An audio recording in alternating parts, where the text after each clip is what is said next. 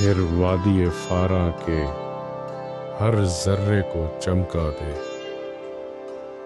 پھر وادی فاراں کے ہر ذرے کو چمکا دے، پھر شوق تماشا دے، پھر ذوق تقاضا دے۔ پیدا دل ویراں میں پھر شورش محشر کر، اس محمل خالی کو پھر شاہد لیلا دے۔ بھٹکے ہوئے آہو کو پھر سوئے حرم لے چل،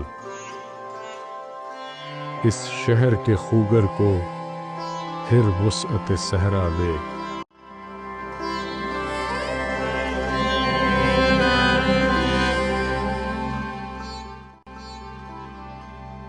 میں بلبل نالہ ہوں ایک اجڑے گلستاں کا،